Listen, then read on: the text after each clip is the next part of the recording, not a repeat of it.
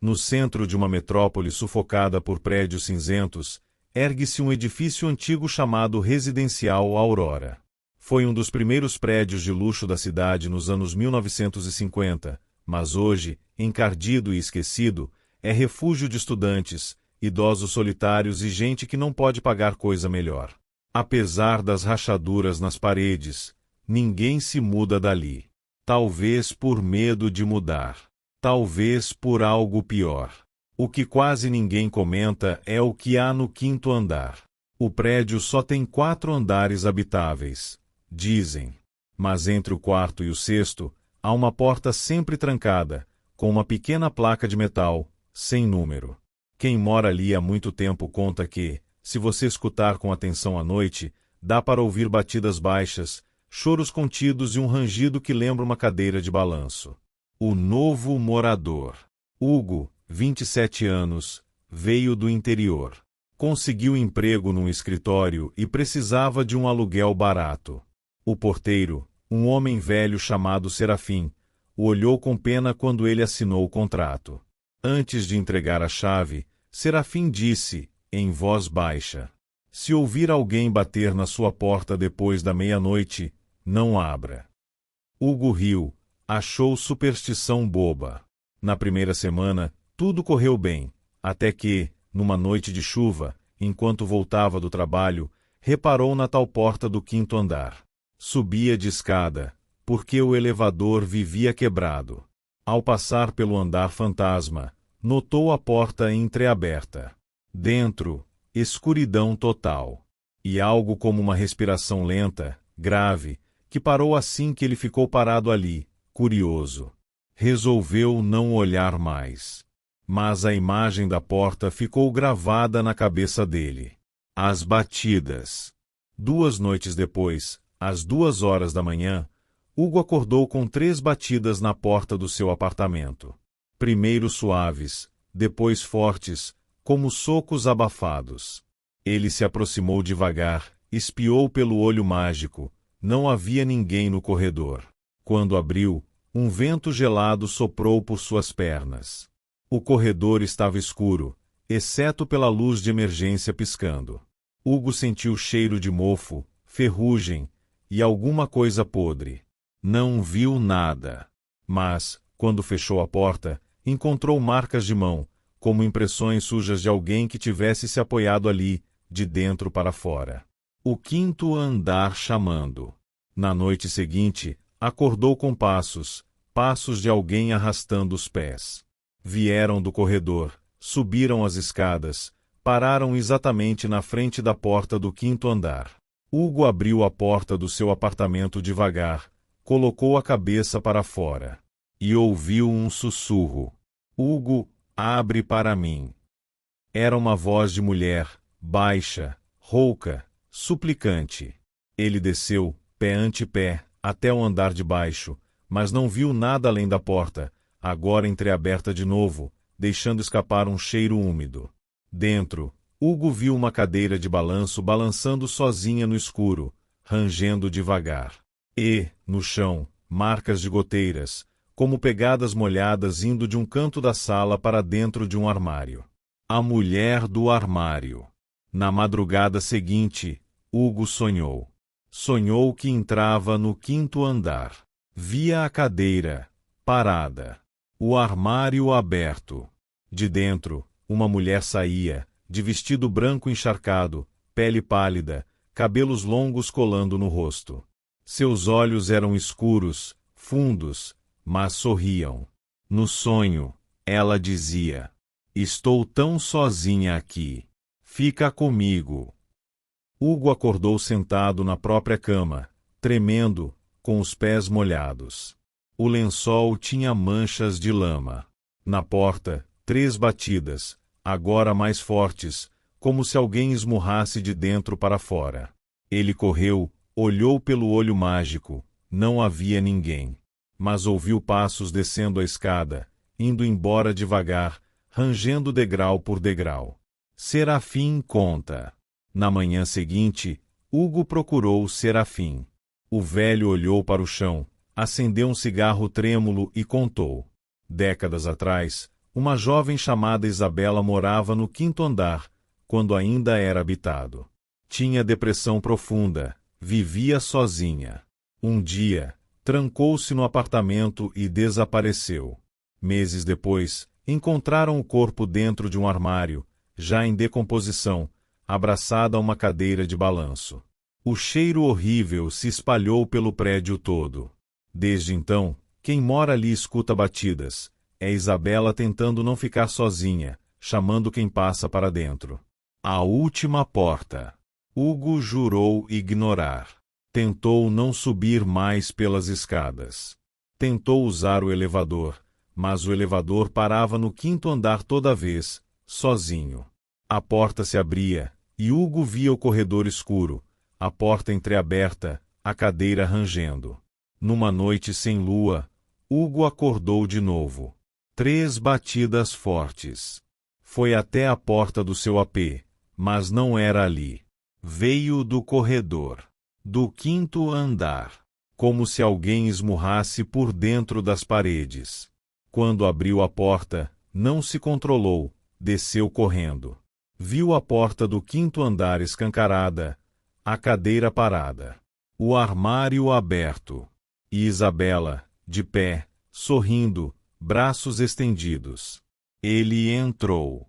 Agora. Dias depois, Serafim diz que houve passos duplos no 5º andar. O elevador continua parando ali. Quem passa pela porta diz que ouve uma voz masculina sussurrando junto à voz dela. Fica com a gente. A porta continua trancada por fora. Mas, se você encostar o ouvido de madrugada, vai ouvir uma cadeira de balanço rangendo, enquanto 2 vozes chamam, juntas, baixinho. Abre para mim.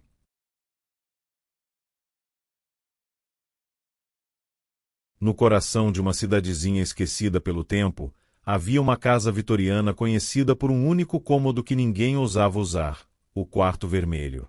Conta-se que, em 1923, a família Duarte viveu ali até desaparecer misteriosamente, deixando apenas rastros de sangue espalhados pelo piso do tal quarto.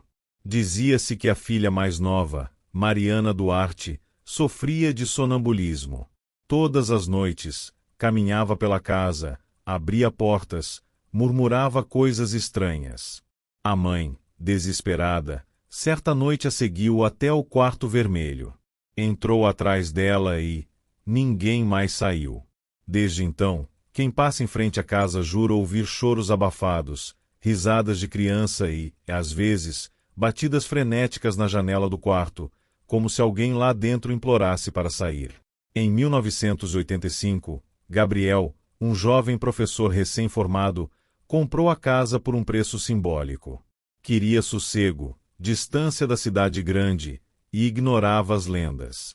Logo na primeira noite, explorando os cômodos empoeirados, encontrou a porta do quarto vermelho trancada com correntes e um crucifixo pendurado.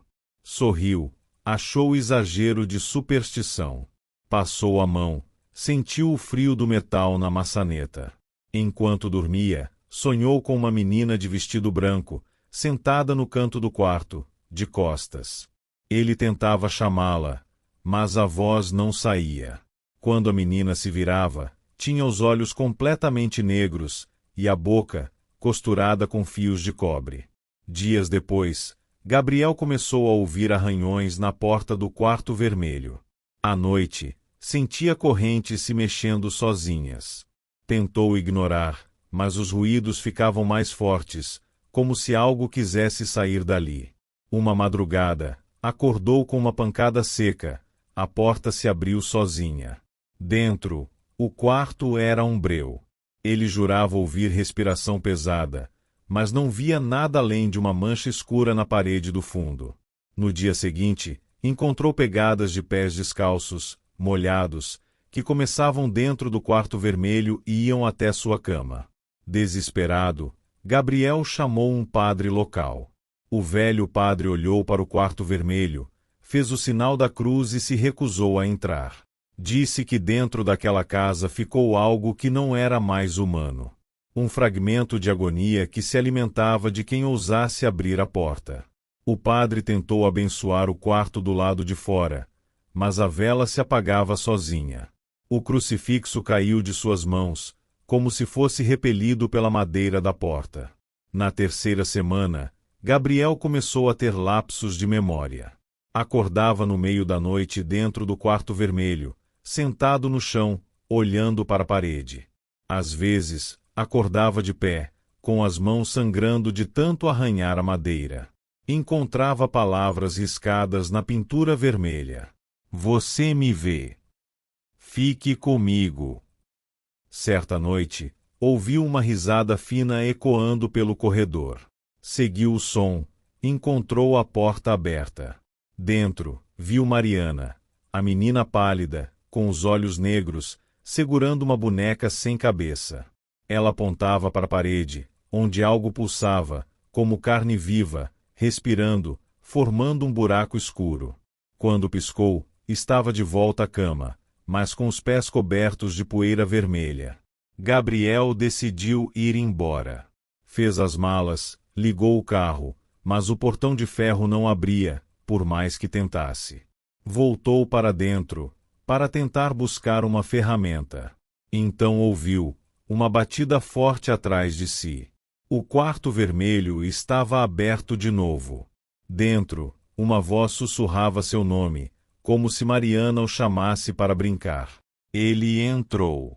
Viu-se cercado de sombras, mãos geladas segurando seus pulsos, arrastando-o para o canto mais escuro.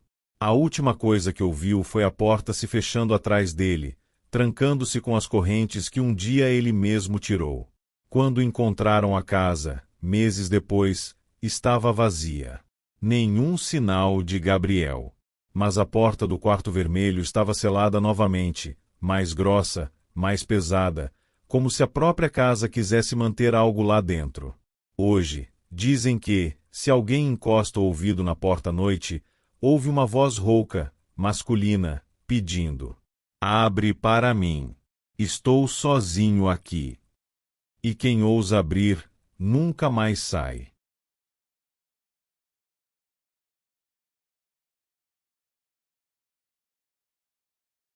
Na periferia de uma cidade esquecida, ergue-se uma casa de 2 andares que já foi mansão de uma família poderosa, os Amaral.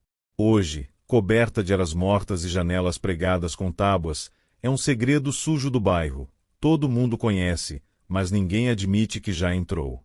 Dizem que, por trás das paredes mofadas, ecoam as vozes de todos que morreram ali, e foram muitos.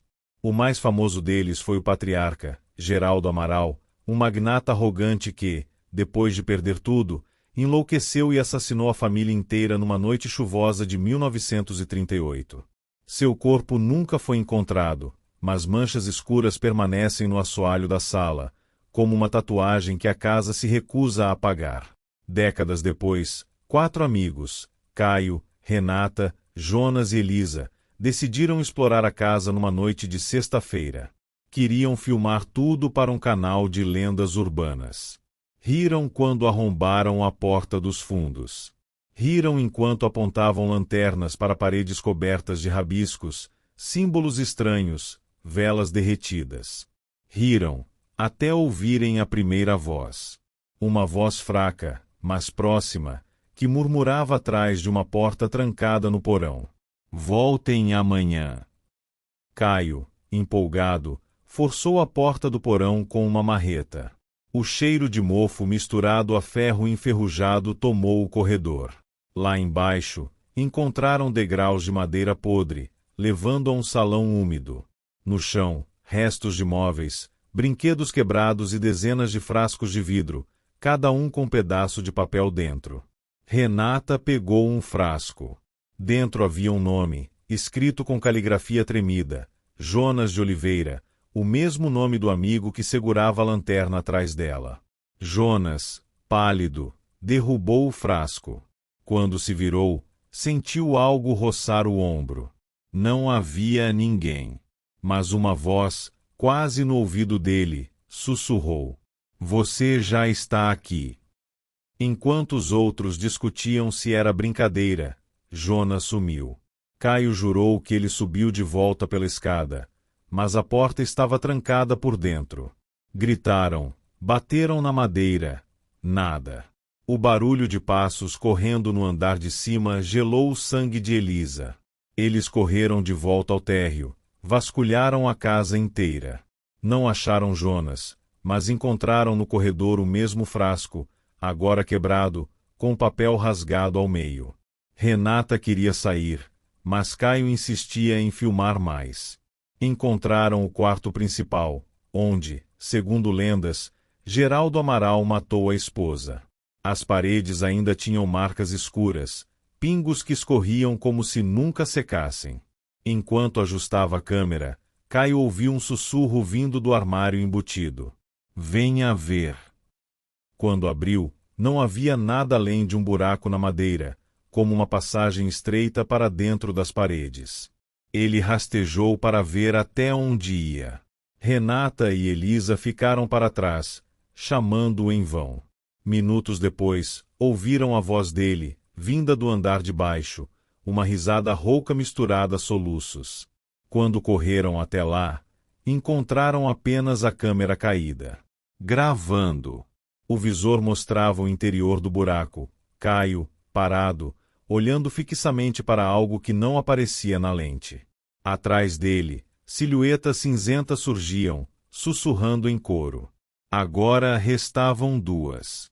Renata tremia, Elisa soluçava, as vozes vinham de todos os lados, chamavam seus nomes, repetiam memórias que só elas sabiam.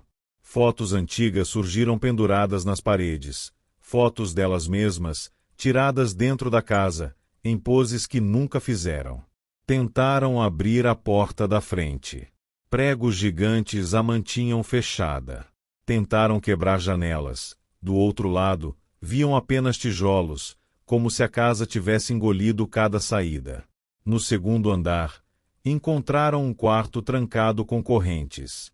Na porta, uma placa enferrujada, sala de orações. Dentro, ouviam preces misturadas a risadas, como se dezenas de vozes se sobrepusessem. Quando Renata encostou a orelha, sentiu algo quente escorrer do outro lado. Sangue. Não quis saber. Elisa, em pânico, chutou a porta até abrir. Dentro, viram um altar improvisado, velas negras ainda queimando. E, no centro, uma figura curvada, Geraldo Amaral? Um homem sem rosto, a pele grudada no crânio, que ergueu a cabeça devagar, exibindo uma boca aberta demais, cheia de vozes que não eram suas. A porta bateu sozinha. No escuro, tudo que se ouviu foi um grito. Depois, silêncio. Dizem que, de tempos em tempos, alguém vê luzes piscando pelas frestas da casa dos Amaral. Quem encosta o ouvido perto das tábuas ouve vozes chamando pelo nome, qualquer nome. E quem ousa responder, mesmo com um sussurro, descobre que a casa não esquece ninguém que ousa entrar. Nem viva, nem morta.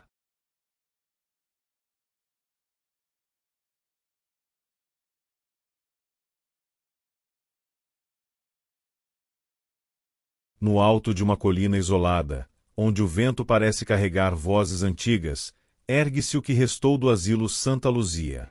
Construído no início do século passado, foi um hospital psiquiátrico que recebia pacientes que ninguém mais queria: criminosos, doentes mentais violentos, mulheres que envergonhavam a família. Lá dentro, médicos e enfermeiros faziam o que bem entendiam: lobotomias, choques, confinamentos intermináveis em celas úmidas. Décadas depois, o governo fechou o lugar por falta de segurança. Mas a população da vila lá embaixo sabia: não era segurança física. Era espiritual. Desde então, ninguém ousava subir a estrada de paralelepípedos que levava até os portões de ferro, ainda enferrujados, ainda entreabertos. O grupo de pesquisa. Em 2014, um grupo de 4 estudantes de psicologia decidiu gravar um documentário no Santa Luzia. Jonas, o líder, dizia que aquilo seria a chance de mostrar a história real por trás dos mitos. Levou com ele Carla, sua namorada, fascinada por lendas urbanas, Patrick, o cético do grupo, e Luana, uma aspirante a médium, que jurava ouvir vozes desde criança. Chegaram numa noite fria, armados com lanternas, câmeras, lanternas de cabeça e um gravador de áudio para registrar as supostas manifestações. O plano era passar uma única noite. E jamais voltar. O primeiro contato. Mal cruzaram o portão, sentiram o ar mudar. Era como se o vento lá fora parasse de existir, dando lugar a um silêncio abafado. Cada passo ecoava pelos corredores, ainda com paredes descascadas, camas de ferro retorcidas e janelas pregadas com tábuas. No antigo refeitório, encontraram cadeiras espalhadas como se alguém tivesse fugido com pressa. No centro da sala, uma única cadeira de rodas. E, ao lado, um corredor bloqueado por grades. Atrás das grades, escuridão total, mas Luana, pálida, parou ali e sussurrou: "Tem alguém sentado ali." Quando Jonas apontou a câmera, o gravador captou algo, um som baixo, como uma gargalhada infantil. O quarto 22. Subiram até o segundo andar, onde ficavam as celas de isolamento. A mais famosa era o quarto 22, onde, segundo rumores, ficava uma paciente chamada Teresa, internada aos 15 anos por falar sozinha. Ficou ali dentro até morrer, trancada, sem ver a luz do sol. Dizem que Teresa prometeu que ninguém sairia dali sem ouvir o que ela ainda tinha a dizer. Carla, curiosa, encontrou a porta do quarto 22 meio aberta. Empurrou devagar. O cheiro de mofo misturado a algo acre era insuportável. Dentro, uma cama enferrujada, correntes presas à parede, marcas de unhas no reboco. Patrick, rindo, entrou com a lanterna. Bateu na parede, oco. Bateu de novo. Ouviu uma batida de volta, 3 pancadas secas, vindas de dentro da parede. A lanterna piscou. Então a voz, gravada claramente: "Me solta." As celas abertas. Depois daquilo, Patrick quis sair, mas Jonas insistiu. Era tudo para o documentário. Decidiram montar o acampamento na ala administrativa, onde ficavam os registros médicos. Lá, encontraram prontuários, fotos de pacientes com olhos riscados, relatórios de mortes por asfixia não explicada. Enquanto Jonas gravava, Luana ficou sentada num canto, tremendo, murmurando palavras desconexas. Carla encostou o gravador perto dela e ouviu, em meio ao chiado: "Eles estão fora das celas." Naquele instante, o som de portas batendo ecoou no corredor. Como se várias celas fossem abertas, uma a uma. O som de passos, alguns correndo, outros arrastando correntes. A fuga que não vem. O grupo tentou sair, mas o portão principal estava fechado. Por dentro. Ninguém lembrava de ter trancado. Patrick, desesperado, chutou as grades, mas só conseguiu machucar o pé. Jonas gritava ordens, Carla rezava baixinho, e Luana, de olhos virados, repetia: "Eles não querem ficar sozinhos. Querem sair com a gente." Um vento gelado percorreu o corredor. O gravador captou uma voz rouca: "Fiquem." O último registro. Na câmera, a última gravação mostra Jonas caminhando sozinho pelos corredores em busca de uma saída. A lanterna vacila, revela vultos nas janelas quebradas, rostos magros, cabeças inclinadas, olhos escuros. Ele para em frente à sala de lobotomia. Lá dentro, a cadeira ainda está lá, enferrujada, coberta de manchas escuras. Jonas entra. A porta bate atrás dele. Um grito abafado ecoa, mas ninguém veio socorrer. Carla, Patrick e Luana correram para fora. Mas quando chegaram ao portão, não havia mais chave, não havia mais força para abrir. A última cena mostra Luana sentada ao lado do portão, rindo de forma histérica, enquanto Patrick, de costas, observa algo que ninguém vê. Carla grita, e a gravação acaba. Hoje. Dizem que, em noites de vento forte, quem passa pela estrada da colina ouve risadas, passos e choros vindo das janelas quebradas do Santa Luzia. E que, se você entrar lá e ficar em silêncio, vai ouvir os sussurros te chamando pelo nome. Mas não responda, porque se responder, eles lembram de você. E então, você se torna mais uma voz ecoando pelos corredores, para sempre.